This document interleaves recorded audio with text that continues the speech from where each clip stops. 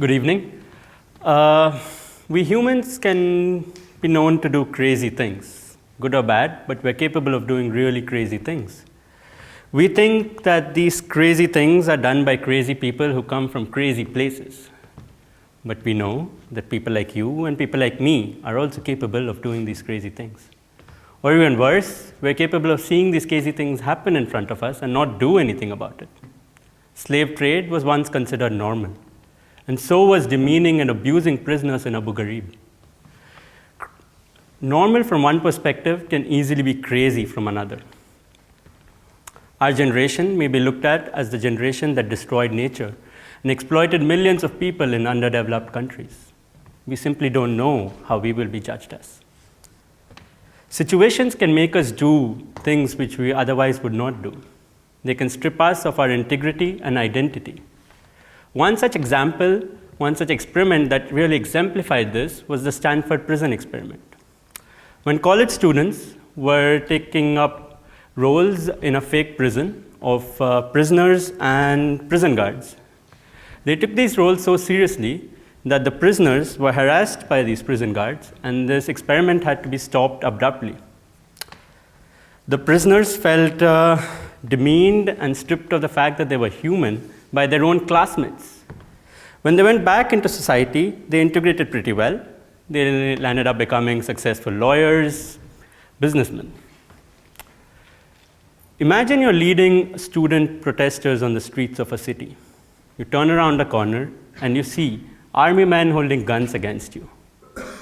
What do you think you would do? Do you imagine violence, panic, chaos? Or can you imagine some other solution? Aung Suu Kyi of Burma was faced with such a situation. But she realized something. She realized that the people holding these guns were as human.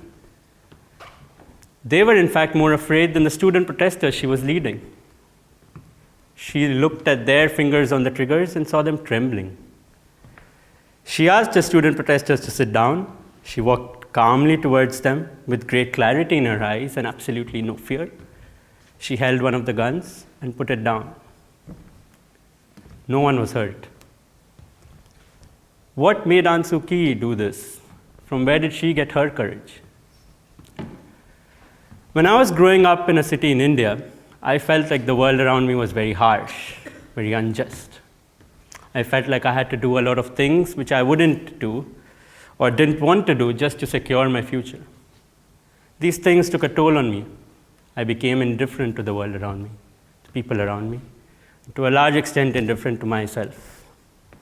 I later realized that this indifference came at a cost, not just to myself, but the people around me. This talk is a little bit about that and about how I grew out of this indifference with the help of photography. This brings us to my story. I believe this is a story that deserves to be heard, and for today, I am the voice of the story. When I was working in India, I felt like I was running. From the moment I woke up and the alarm clock rang, I was running. Till the time I slept, I was running. I later realized I was running after things I didn't even want. But at that time, all that mattered was myself and my quest to become successful. One of the things in this industry was this chamber.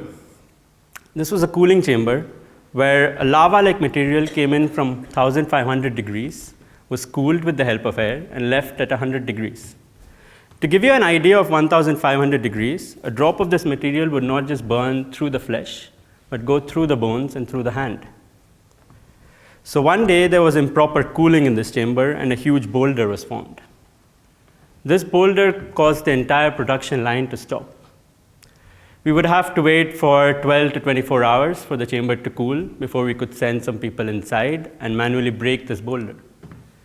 But we didn't want to wait that long because it meant a lot of losses.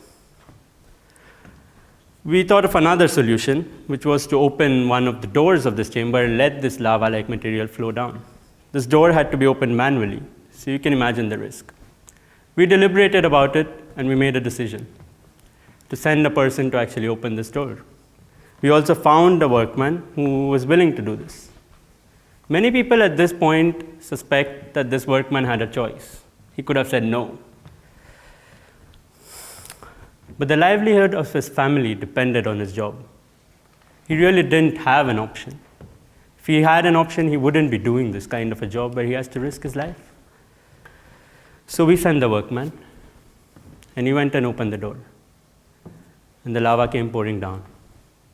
We were standing at a safe distance of 10 to 15 meters away, and we could feel the heat. The man jumped from the platform he was at and narrowly missed being burned by maybe a fraction of a second. He had escaped narrowly, but he wasn't smiling. We had casually risked a person's life just to make some profits. I wish I could tell you this was an uncommon occurrence, but it isn't. I wasn't in a decision-making situation, but I didn't have the courage to do something about it either. Photography helped me come out of this shell of indifference, to tap into this empathy that we all possess. Photography is not just a way for me to express myself, but more to perceive the world in a different way. It helps me understand the human forces beneath all these situations. With photography, I don't have an option of not seeing. I am forced to see everything, every expression, every body language, every face. I want to present to you a couple of pictures and how photography really helped me become more empathetic. Inequality like this is very common in India. In fact, it is so common that I became indifferent to it. Photography helps me or forces me to look into people's eyes. I find it really expressive and powerful. It's very difficult to disengage and be indifferent to someone when you look at them in the eyes. They tell such a genuine story. I find this makes photography very personal and engaging for me. For the shortest moment when I'm taking a picture, I feel like I get a glimpse into the life of a complete stranger. Here in the picture, for a very short moment, I am the cyclist. I can feel his loneliness. I can hear the water murmur. I can feel the slipperiness on the bridge. And it makes me wonder how different people travel to work. With this picture in mind, it's very difficult for me to be frustrated when the subway is 2 minutes late in Stockholm.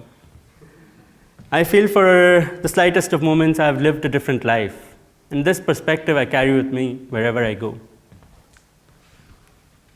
The third picture is probably the kindest thing anyone has ever done for me.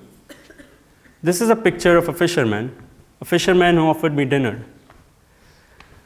The enormity of his kindness made me so vulnerable, I didn't even know how to react to it. Here was a man who lived in a hut by the river with just one room, no bathroom or a bedroom, a person who slept on the floor. This person was offering me a dinner. A person who had absolutely nothing was offering me dinner. I realized that photography was a way for me to connect with people who come from such a different world, an entirely different world, for me to have a real conversation, a real interaction with these kinds of people. What I realized when I look back is that I can be harsh, I can be indifferent in certain situations. But photography has helped me look at things in a different light. It has forced me to look into people's eyes. It has forced me or given me a glimpse into a complete stranger's life. It has also enabled me to have interactions, meaningful interactions with people who come from a completely different world. All three things together have made me understand that we are all just humans. We have the same hopes, same aspirations, same struggles, same suffering. We're all trying to make sense of this complex world and have some meaning in our life. Aung Suu Kyi was able to look at the people holding guns against her as humans as well. She understood that their fingers were trembling when they were on the trigger. She was able to enable solutions which we wouldn't have imagined because she realized that everyone in that situation was human. Photography works for me. Photography has enabled to have what I call camera eyes now. This is basically me imagining the situation by stepping out of it or how the situation would look like if I had a camera in my hand. When I look at the stage through my camera eyes, I can see the stage completely differently. I look at everyone's expressions, their faces, the body language, the atmosphere in the room. And suddenly I am outside the situation.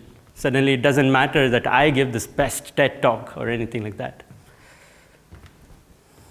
Photography helps me tap into my reserve of empathy. I urge you to find your own lens, your own way to be true to yourself in these trying situations, in situations that are stressful, that will test your character. These are situations where we are under stress, we are this close to snapping, and these situations and how we behave in these situations make us who we are. They drive our destiny. And it is important that we make these decisions in these situations with integrity, upholding our identity, and with empathy. When I was working in India, it was really common for people, subordinates, to touch the plant manager's feet, actually bend down and physically touch his feet. It was an acknowledgement of his great power, influence, and position in the hierarchy. I was first shocked, but later on, it helped me realize that CEOs and powerful business people are actually the new age emperors. They wield significant influence and power not only on their employees and their consumers, but the entire supply chain, which sprawls around and encapsulates the entire world. You and me will be in these decision-making positions, both as business people and as consumers. And what we do with these decisions will help shape the destiny of the entire generation. It is going to be easier to make these decisions being indifferent to our employees, to our co-workers, or people living 5,000 kilometers away. But how we make these decisions, keeping our identity and integrity intact, is going to shape the destiny of the entire generation. We might be looked at as the generation that destroyed nature and exploited millions of people in abject poverty, or the generation that saved nature and emancipated millions of people from poverty. Thank you.